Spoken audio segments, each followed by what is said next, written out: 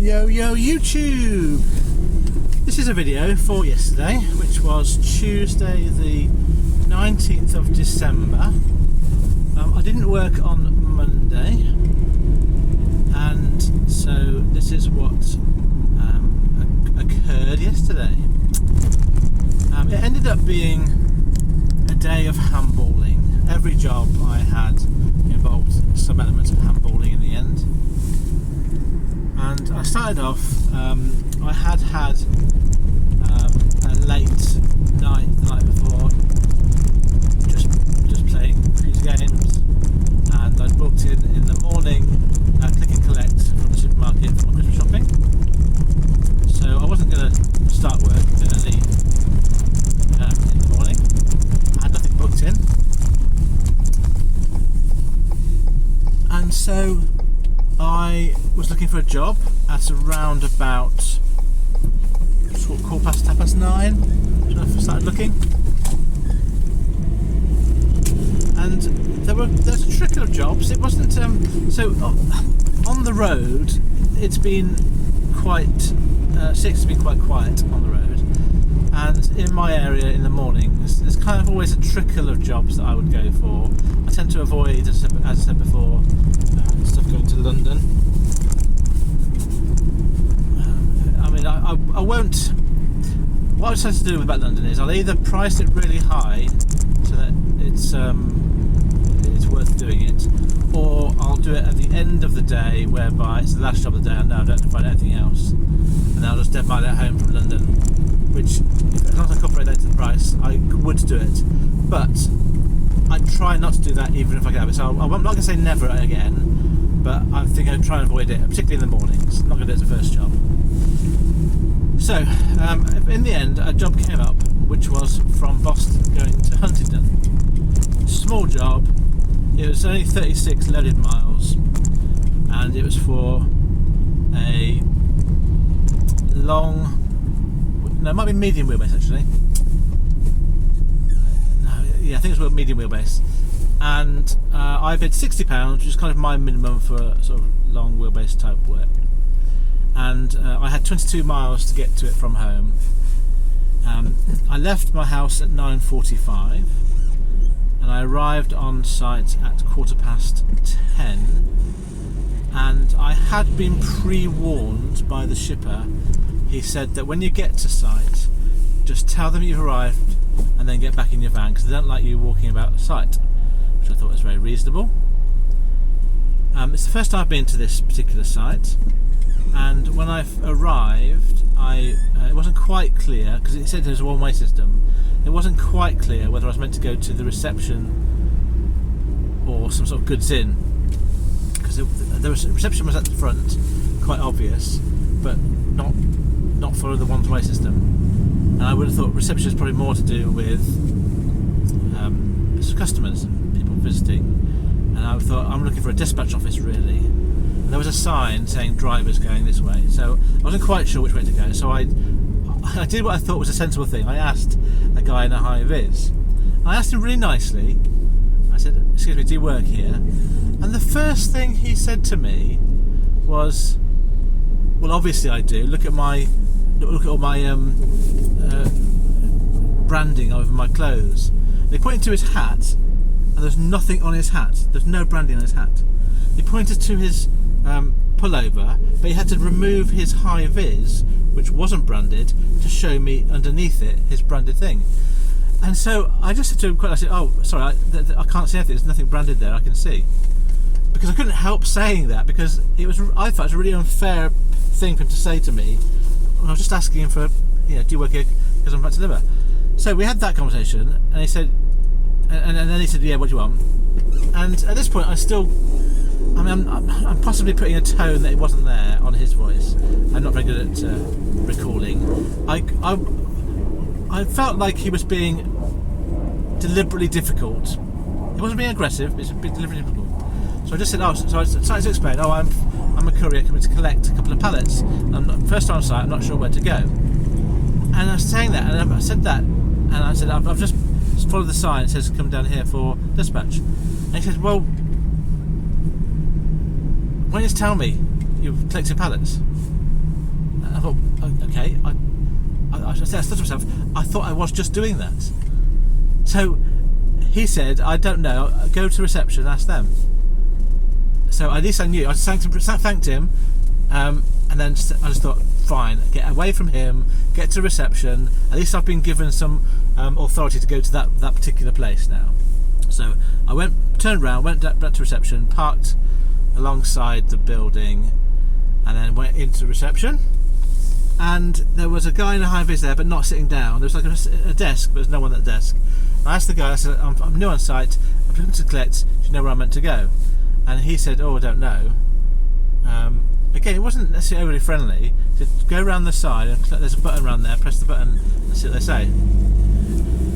So I went round to the side of the other side of the building, and which was kind of the goods in bit. This is the thing about places, just to share with you. I understand what goods in means. I understand that you go to the goods in shutter, you press the bell, you wait, and you're delivering goods. But sometimes when you're collecting, you need to go to a dispatch office or goods out. Or sometimes you go to goods in. And the people on site think it's obvious because, oh, obviously you go to goods in to collect. Well, it's not obvious to who's been there for the first time. So when you go to these sort of sites, sometimes the members of staff can be quite abrupt because they think it's obvious. Go and press the bell and goods in. But if you're collecting, that isn't necessarily obvious. And some sites do have, as I said, a different procedure. So all sites are very different. Anyway, I pressed the bell. There's a forklift driver that came up to me, and I said, I'm new on site, I'm collecting a couple of pallets. Do you know where I'm meant to go? And he said, yeah, I'll sort that for you. And he was really friendly. He said to me, you go and park there next to reception, and I'll bring it out to you. So he seemed to know what's going on. And I wanted to put the pallets on my side door, because my side door is pretty much in the middle of my van, so any load is equally distributed between my axles. But I was parked face on in a visitor car parking point, and I thought he's going to want to load this from the back, and I don't really want that to happen. But we'll see how big the load is, and we'll see what happens. So I was waiting there. I waited there for about 10-15 minutes, and he came out with a pallet of produce, and it looked quite high, but I've got a reasonably high van, so I did go out and I took my tape measure with me and measured the height of the pallet and the load, and it was just about 1 metre, I think 1 metre 80, I think it was 1 metre 75, something like that, and it's a bit too big to go my doors of my van. So I asked him if he could lower it, and he was fine. So he started to create a second pallet. He put the first pallet was sort of cellophaned up. He took the top couple of layers off of the produce, put it onto a new pallet. Didn't bother strapping those up, but they were quite low down. He wanted to put the little pallet onto my van first, and I said, no, please put the big pallet on first and push it back into the middle of the van, because the load's a bit more over the wheels. And I got a distinct impression that this forklift driver did not know about loading vans. He was nice, he was pleasant, he was polite, so I wasn't necessarily, I had a problem with him, but I just thought he doesn't really know about the issues as a van driver that I have, and I have to sort of try and chivvy him along to do what I wanted to do without sort of upsetting him.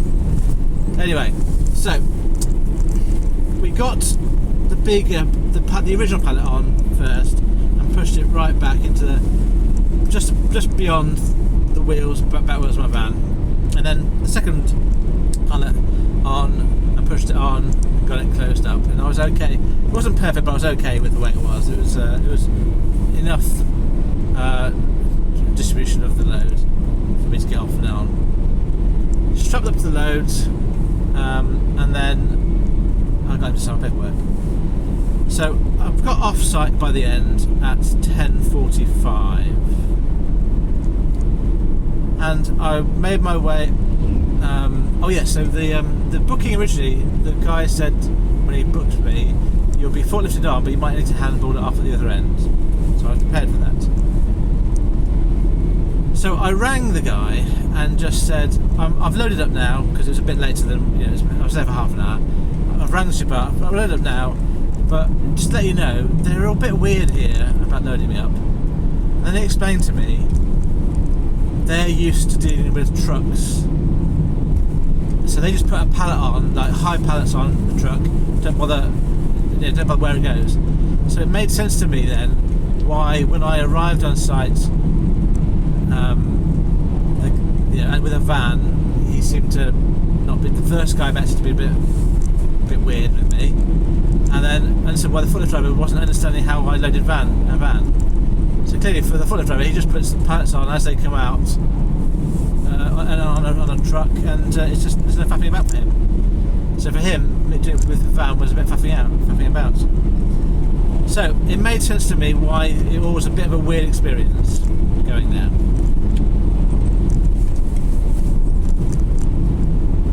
So I made my way, the short journey, it was only about less than an hour to get to my drop-off point. And I arrived at a village just outside of, between Peterborough and Huntingdon. And I got on site, and then when I opened up the van, I could see that the larger of the two pallets had collapsed. And usually I would take responsibility for this sort of thing and say I'd not strapped it correctly or driven poorly. But on this occasion, I had driven really carefully and I had strapped the loads up. And what had happened is, the bigger of the pallets, it's produce in cardboard boxes, and the cardboard box had just given way at the bottom, and then it was all tilted. So the items themselves weren't damaged. It was like it's vegetables in boxes, so that they weren't damaged. But obviously the pallet couldn't be forklifted off. And when I got to the other end, I did explain to I eventually found a forklift driver who spoke English. The first three people I saw didn't have a clue how to communicate with me. And I had to hang around and wait for someone who spoke English to come and see me. And then I expected what had happened. I was going to deliver two pallets, and one had collapsed. And he came around and we handballed off half of the pallet that collapsed onto another pallet. And then he forklifted it all off. I put a little note in the CX saying en route the CX packaging had collapsed. Sorry, not CX packaging. A note on the CX saying that en route the packaging had collapsed on the pallet and therefore had to be handballed off. And then I rang the shipper when I'd finished, which would have been about 12, and just explained to him that we had to handball off some of the stuff because the pallet had collapsed on the pallet. So that was the first bit of handballing. It was me handballing from my van some boxes of produce to a forklift driver to put on the pallet. And so now I'd done one job and I was looking for another job on the CX system. The area I was in was quite quiet, and there was a trickle of jobs. There were jobs kind of sort of going from Chatteris and Wisbeach and Kings Lynn. There was jobs from Corby and Kettering, Huntingdon, Peterborough. There was quite a wide area which I could have got to, and I wasn't sure what to do because where I was bidding on stuff, I wasn't getting it. So I wanted to move somewhere a bit close to the main road. And I could have either gone towards Huntingdon or towards Peterborough. And in the end, I chose to go towards Peterborough, to go to Peterborough Services on the A1, because the Huntingdon jobs were sort of heading towards going south. I didn't want to go south, I wanted to avoid going towards London. And I tend to find that Peterborough is kind of about the point at which jobs can go either way, either north or south. Above Peterborough, they tend to not go to London. Some do, but not many. Below London, they mostly go. Below Peterborough, they tend to all go to London. So I drove for 10 miles to Peterborough Services and stopped there and had a look for jobs. And I got a call from a job that I'd bid on like an hour ago, and it got sold. And I didn't even remember what I'd bid on it. Didn't remember anything about it because it was sort of gone from the system. And it was collecting from Sawtree, which was 8 miles. No, it was 8.5 miles away from where I was. And it was going to Leicester. And I thought, well, that'd be good. Get myself into the East Midlands, and then I should be able to find another job from there, either their home or somewhere else. And I did wonder why I'd been given this job having sort of an hour after I'd bid on it, but I didn't say anything at the time. So I went and arrived at 1:40. So basically it's a 10-minute journey down. Having got the job at about 1:30, picked it up, went down the A1M. So it took me about half an hour. No, it took me about an hour. Sorry, from 12:10 to 1:30 is when I was looking for a job. So I got the job and made my way down to Sawtree. Arrived at 1:40. The site was a manufacturing unit and quite strict on security and safety. So I stopped outside the gate, went and hang around the security gate. There was no one there. And then a forklift driver came over, and I said to him, "I'm here to collect." He was quite helpful. He got himself into the little hut. He got some paperwork out, and he said, "I don't know what you're collecting. There's lots of orders for this place." So I said, "Ring the shipper to try and confirm what it was I was taking." They just said it was some steels that weighed 650 kilograms on 3 pallets. So I told that to the guy. He sort of had found it in the interim. He got me to sign 3 pieces of paper which had different orders on, and I looked at the orders and he went through them, and he wasn't sure what I was picking up, and I wasn't sure that the paper was anything I'd been described. So one paper had like 1,000 kilograms, one had 650 kilograms, one had something else, but it wasn't necessarily clear it was my job. So I just put myself in his hands and said, "Well, you got me to sign all the paper, all the paperwork, all 3 pieces." I said, "Well, I can't take all of these." He said, "I know, but I don't know which one you're taking." So I just fine. He sent me to park up, and then a forklift driver came to me with a pallet of some seals, and it looked quite heavy. It looked about 600 kilograms, or 500. It looked wasn't a light load. And he tried to put it into my van, and it was not going to fit. Width-wise, it went into my van okay, but it wouldn't go on the floor because it was wider than the wheel arches. And I could see it wasn't going to go down from the other side. I was inside the van the other side. So I went back round and said, "That's not going to fit. Can you just take it back out and we'll try doing it from the side door?" And he said it won't fit because of the length of it. So I got my tape measure out again and I measured it, and he was right. It was 1.40 metre long pallet, and that's not going to go in sideways in my door. So it's not going to go lengthways into my side door.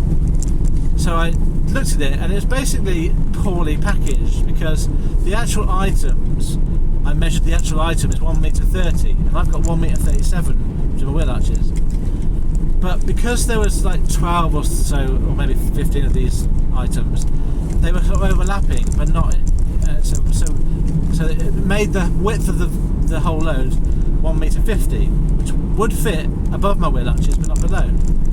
So I explained to him this. He didn't care less. He didn't want to do it. He wanted to put it on and just rest on my wheel arches, which I was prepared to do. But I thought that's heavy. That's a heavy old load. And what if we get some pallets underneath? Raise up the height between wheel arches so you can put it on pallets, above the wheel arches. And he said he hasn't got any wheel arches. The forklift driver said he hadn't got any spare pallets, so he couldn't do that. But I definitely felt he wasn't even interested in that solution. So he said, "I'll leave it here. You can handball it all on. I've got to go off." So I said, "Well, wait there. No, I'm not going to do that until I've got confirmation." Because they looked like heavy items. There were cast steel, galvanised steel. Sorry, quite big, sort of 1.5 metre by 1.5 metre or so. They're about square, and they looked quite heavy to me. and I hadn't talked about handballing on, so I rang the shipper and I explained to them that this pallet wasn't going to fit anyway because of the way it was loaded, and that you probably needed to have, well, the shipper said you probably need a Luton then. He said, yeah, I think you need a Luton. And I said, well, he has suggested we could handball them on, but I can't do it by myself, and I need to know that someone at the other end is going to help me handball them off. So he said he'd call his customer. So I left it with him, and I waited in my van, and then a forklift driver came back, a different one, so the first one I got after shift, and he brought this, he forklifted the pallet back to the back of my van, and he said, I'll help you handball it. And I said, well, I'll just call my ship first, because I'd not heard from them. So I called them back and said that they've offered to handball it. I'm happy to do that, but we need to add some money for handball or waiting time. We'll talk about that when we offload. Is that okay? And he said yes. And he said that he had called the customer and they were going to sort it out for me. So, but he hadn't called me to tell me that was happening. So he just assumed that. I think the customer was the person I was delivering. I think his customer was the person I was collecting from. So I think what happened, he called the customer had talked to another forklift driver. The forklift driver would come to me with a load. But they hadn't explained to me that they'd already agreed this with the shipper. So really, the shipper in this case, I think, should have called me back and said, I've spoken to the customer, they're going to have you handload it on. But he didn't even bother doing that. So I thought that was not great. But I rang him and basically got the answer instead. So we handballed on these items, and luckily there was 2 members of staff, 2 forklift drivers helping put them on. They put them into the van, I put them lined up in my van, ready to strap them in. And by the time we'd loaded, it was 1:40. So I'd been on site for an hour and 10 minutes. Most of that time I was waiting. And we got everything on. There was a second pallet which was quite small, and it wouldn't quite fit. It was probably a half pallet, I would say. I don't think it was a Euro 1. The Euro was quite big. It was a half pallet, and I said, well, we'd try putting it on the back, but it was about 10 centimeters too much. But it was quite a light. So in the end, I just said, I just lifted up the pallet on its end and strapped it in, because the actual steels were attached to the pallet. It wasn't that heavy, so I just put the pallet on its side by hand in my van, strapped it in. So I sorted that out really quickly. So by the time I'd done that, it was 1:40, and I made my way towards Leicester. When I arrived, I had told the shipper that I'm only going to take it as handball if there's someone to help me at the other end to handball it off, because this was not an insignificant amount of work that I had to do, and they agreed with that. And when I arrived at the other side, the boss man came out and was shocked to find them not palletised, and he was a bit sweary, but not at me. I think he probably just swore a lot, just generally. He was definitely quite cross, but he wasn't cross at me. And he said to get a couple of his labourers to come and handball them off, put them onto a pallet. And when they put them onto a pallet, they lined them up correctly, and it would have fit on my van on the pallet if it had been originally sealed, all lined up.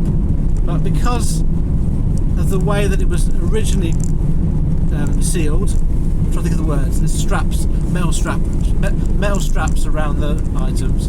It was overlapping the pallet and couldn't be taken by my van without it being taken off the pallet.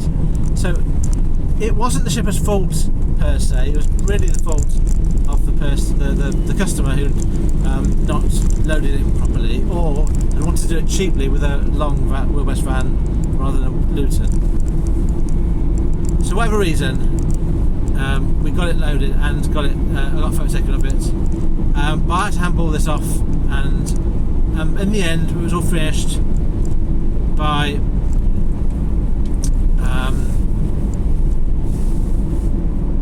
so I arrived, sorry, I'm not sure what's going on here.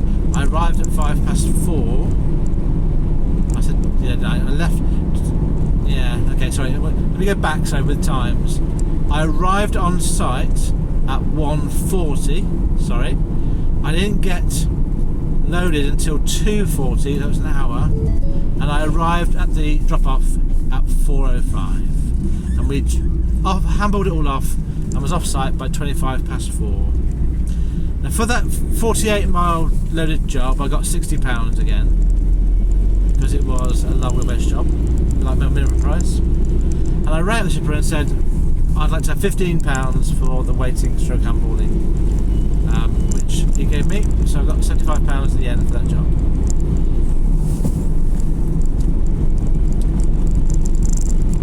So now it was dark, and I was in Leicester, and I was trying to find a job somewhere else. It didn't really matter where. But I was quite tired, and I was kind of hoping to get a job going back towards home. And I was an hour and a half from home. I could have dead-miled it home. So by the time it got to this point, I thought I'll just get a job, try to get a job heading home, or just dead-mile it home. And there's a few jobs around, and there was a job going from Corby back to Peterborough, which was for a long wheelbase van. So I thought that's handy. I was a reasonable amount of time from it. I was about half an hour away from the pickup. Actually, no, maybe more like 45 minutes. So I put a bid on again of £60. The actual job it was 21 miles loaded. I was 27 miles away from the pickup. So I got that job. I left at 5:45 and arrived at 10 to 6. It's about an hour to drive there. And I couldn't quite find in the dark where I was, but luckily there was a guy waving a torch at me down the bottom of the road, and I assumed that was for me. I flashed my lights at him, and he came down, and it was the right place. And I was collecting from a sort of retail unit, and it was loads of really full bags of clothing. So we didn't have to strap it down. Some of it was quite heavy. There was about 18 to 20 bags. He passed them to me, I put them on my van, handballed them all on, and I was taking them to a depot to be delivered sort of overnight. The depot was in Peterborough, and the guy, I had a bit of a chat with the guy about what happened, and he had said to me that prior to me arriving, because he was sort of waiting for me, and I got the impression, because there's no one else on site, then maybe it was after, because it was 10 to 6 now. I was thinking, this seems like quite a late time to pick up. I got the impression that he was on his own. I said, oh, am I late? He said no, it's just had some problems before. So what happened is, he'd had 2 drivers arrive earlier in the day with small vans or short wheelbase vans, and one of those drivers had a load on board already, so it was co-loading, and there was just no way that they could fit all the bags on those vans. And so I think what happened was the shipper that employed me was brought in at the last moment as a solution to the job. He then got me to go with my long wheelbase van, and I don't think the shipper I worked for was the one that had the original issues. So I could really easily get on, from my point of view, the bags were really easy to put on. Some were heavy, so they were a bit awkward, but otherwise they were just quite soft to put on my van. They filled up all my van, some of them just at the volume, some on all the floor space, some were sort of too high. So in the end I would say I had half the volume filled up with these bags of my van. So it was a significant amount of orders and a significant amount of bags.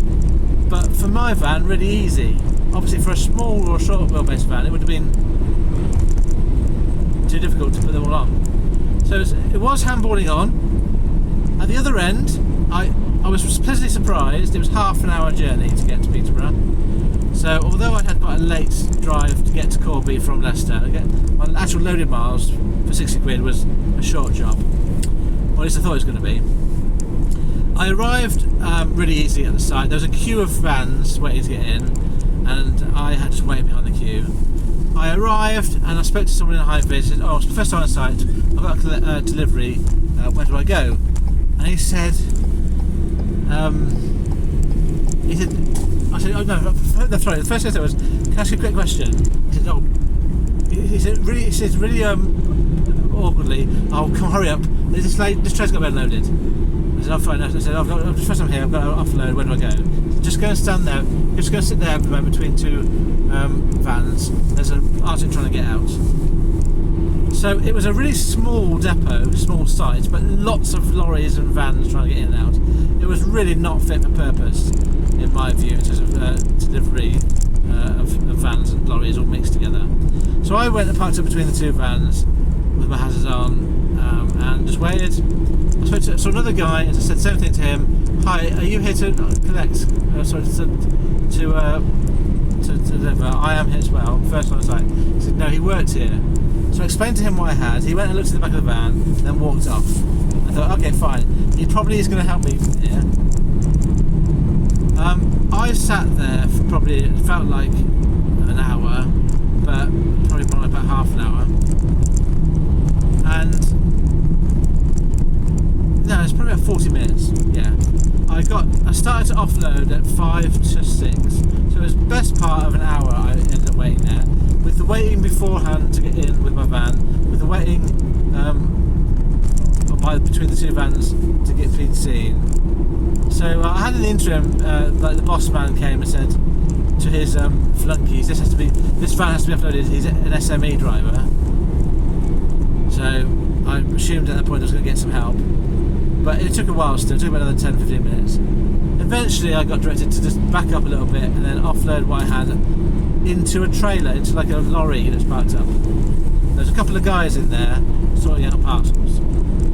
So I did that and I started to put my bags into this trailer, but there was a lot of bags and the trailer was quite high. The trailer's sort of height of my chest. And I put these bags up. And after about 10 of these bags, I was quite tired. I was getting in and out of my van.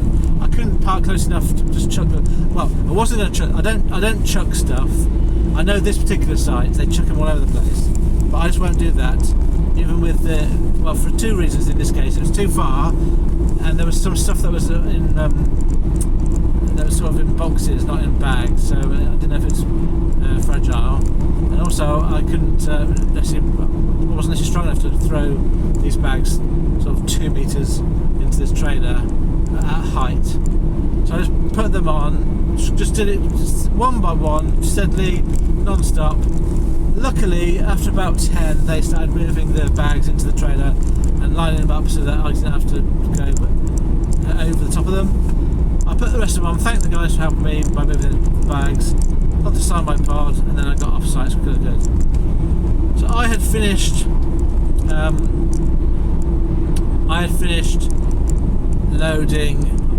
offloading at about 6:30 now. And I was quite tired, and I got myself off site because it was too busy to stay there to do all the podding. Did the pod, uploaded CX, and then I was ready to get home. So that was my day, really. It was every job involved handballing for one reason or another, and I kind of started late and got home by about 7:20, quite an early day for me. So quite a short day. So money-wise, it wasn't great. So let me tell you about my stats for that day. Yes, for Tuesday.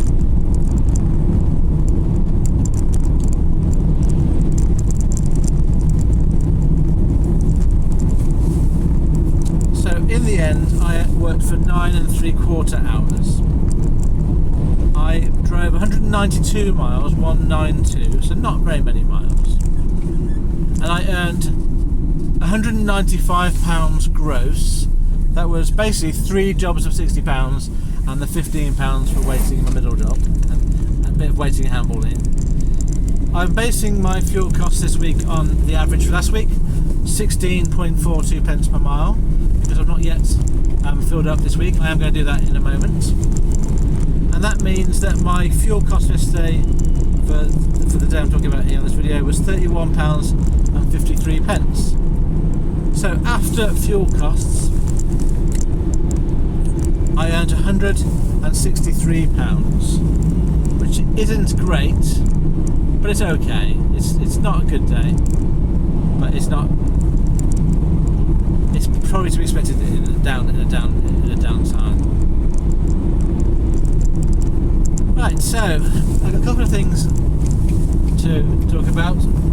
In my video I'm going to do today for Wednesday, I'm going to talk to you a bit more about pence per mile. This has been quite a long video so far, so I'll just talk about the things that happened yesterday on Tuesday. First thing that happened is, for the second time in about a week, I had quite a loud thud on my windscreen from a stone being picked up on the motorway. And the first one was about a week ago, and it was quite loud, but I couldn't see any problems. And yesterday it was even louder, and I definitely did see a problem. I've got a crack in my windscreen. It's very low down. It's right in the middle of my windscreen. I have to lean forward to see it. It's nowhere near my eye line. It's quite. It's not a chip. It's definitely a crack. It's probably about 3 centimeters, I'd say. So for the time being, I'll leave it till after Christmas. My MOT is due in March. I think it's nowhere near my eye line, so I'll get it changed sometime in the new year. The windscreen. It's not going to be one that can be repaired. It's going to have to be. I can't see anything. It's just a crack at the moment. It's not got anything out of it, any holes. So I'll see. I'll keep an eye on it. But I've only got a couple of days working left before Christmas, and then we'll see what work comes around in January. It could be quite poor. So that is one of the things about van maintenance which I really don't like. So you can't do anything about. I could get a stone, hit my windscreen anywhere, anytime, and this lorry here passing me now could have been a stone in it. Generally lorries that go past to do it, I find. I don't know how it happens on the motorway. I don't know how it can be picked up. I mean, maybe they're picked up on the moment when they're in the road and then chucked out straight away. I don't know how these things work, but it definitely seems to be when I go past lorries. It's something that can happen. It doesn't matter how well you drive, you get a cracked windscreen.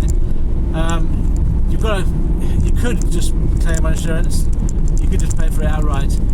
Either way is a hassle, to be honest. I might just pay for it outright this time because, I don't know, last time I had to pay in excess of £100 plus the VAT. If I get cheaper, if I get a windscreen for about that price, no point paying for insurance. I'll have a look around about that. Anyway, that's one thing that happened to me. It's just one of the things that happens to you when you're on the road. When you're a driver of the road, you get a cracked windscreen no matter how well you maintain your vehicle or how well you drive. And I want to take us back to October, and I had a job which I did a video about where I was picking up some items from Colville, and I was delivering them to the northwest of England and one in Wales, I didn't know. And I remember at the time picking up the job, and when I spoke to the shipper I remember thinking, well, they just seem a bit, just something about the way they spoke that I just got a feeling they weren't necessarily the most professional outfit. And anyway, at the time in the video I said, I hope they pay me on time. That invoice was due on the 15th of December, which was last week, and I haven't received it. Now there's been quite a lot of work come up for this company over the interim, and I specifically not bid on it because I've thought on this occasion I can't afford to be getting jobs that I feel I'm going to get paid for them. And I feel now quite relieved that I haven't got more work for them. It was quite a big job. It's £200 plus VAT that I've mowed, so it's not insignificant. And I just had a feeling that they weren't going to pay me on time. So I've sent an email today, which is what I always do the first time I get paid on time. And I've sent an overdue email. So today is the 20th. It was due on the 15th. Almost a week after it was due. I gave them till Monday to kind of give them the benefit of the doubt that maybe the weekend would be the time. Now they're not the first, they won't be the last that are late payers, but it's just when I got the job, I just felt I had an uneasy feeling about them. Anyway, I'll ring them in a couple of days' time and see what response I get. To give them, I'm going to have to assume that, like every other person I have to send an email to, I will eventually get paid. And to give them the dues, I did get an email back. It wasn't an automated email saying we received it, so at least we got that. Doesn't mean I'm going to get paid any quicker, but after I send an email, I get no response at all. So at least that is a benefit. So we'll see. I'll keep you up to date about how it goes. I am at the point now, just talking about late payments, should I say. I haven't blocked anybody yet on CX because I still feel I'm quite new to this. But there are some shippers. There's some types of shippers and some shippers specifically that I don't necessarily like working for. And I am going to probably in the new year start to block some people. It's just that I just don't want. The problem I have is I don't want to be deliberately stopping seeing jobs. So I'm at the moment thinking, well, I'll just try and remember the names, and then at least if I see the job, I can remember that was a name, and maybe put a different price on as a result of that. I don't want to block them, because if I block them, I'll not see the jobs. And I might be in a situation where I really want to work, particularly in the new year. And if I'm making it hard to find a job, even for people who are a bit dodgy, then that's probably not the best thing to do. So I probably won't block people yet, but I definitely am sort of keeping my eye open on certain names and seeing how they respond to my emails and my phone calls. So far I've got 2 outstanding invoices from last month, which isn't very bad at all, and I've still got 2 that have like gone out of business I'm sort of hanging on to. And if I was a different way, I'll tell you this, right? I have printed off their addresses and their telephone numbers. I've printed off the invoices, and I kind of say to myself, if I'm in the area, I'll pop in and sort of give them the invoice. And that's all very well sitting at my desk when I'm across and not getting paid. Oh, they've both been kicked off CX. That's why I can't just through CX.